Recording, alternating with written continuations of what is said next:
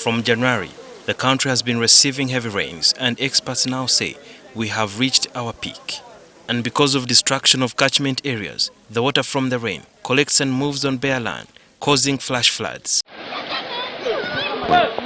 Today morning, people around Kilembe mines in Karusandala villages in Kasese found themselves in the middle of a flash flood after River Nyamwamba burst its banks. According to the Uganda National Meteorology Authority, the rains will last till the end of May.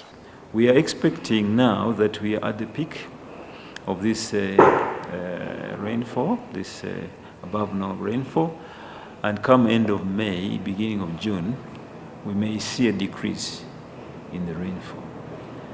But notwithstanding that, we are aware that some regions or some places north of the equator also receive rain in June. So those places may receive rain continuing in June, and we'll be coming up with a new outlook end of this month, which will be for June, July, and August. The agency says it warned people living in high-risk areas to move and avoid nature's wrath. This season of March, April, May, in February we gave a forecast, because this forecast is normally produced for the region, the East African region, including countries like Kenya, Tanzania, Burundi, Rwanda, Sudan, Ethiopia, so this IGAD region. So we noticed that all the factors which affect our rains during this time showed normal to above normal rainfall. Environmental experts explained what people should expect during this rainy season. We expect increased flooding and displacement of people, and also destruction of property. So what needs to be done to deal with the situation? We expect people to move away from the flood-prone areas. And we know these areas, even people know them.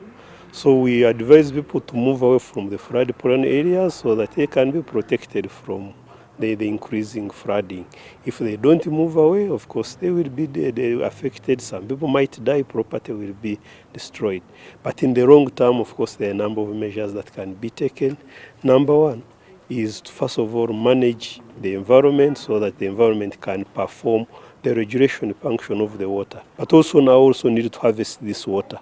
We are now considering also harvesting this water where it is, so that we store it and use it during the dry period. According to the Ministry of Environment, Uganda's forest cover was estimated at 4 million hectares in 1990. 1.5 of that was under the management of Uganda Wildlife Authority, while the 2.5 was on public and private land. In 2015, the forest cover under the management of UWA reduced from 1.5 million hectares to 1.1, while that on public and private land reduced from 2.5 million hectares to only 800,000 hectares. The sharp contrast is as a result of the fact that the personnel of UWA, while carrying out a precarious role of protecting the forests and other reserves, are always armed, unlike those in NEMA, NFA, and other agencies. According to experts, one of the main causes of floods is the depleted forest cover and encroachment on wetlands, which under normal circumstances would help contain water and release it into the environment at manageable volumes. The trend is worrying, and in order to restore the environment and avoid the consequences of this degradation in the future, conservationists say that it is everyone's responsibility to protect the environment and are urging government to implement environmental protection laws to the letter. Sudil Biarhanga, NTV.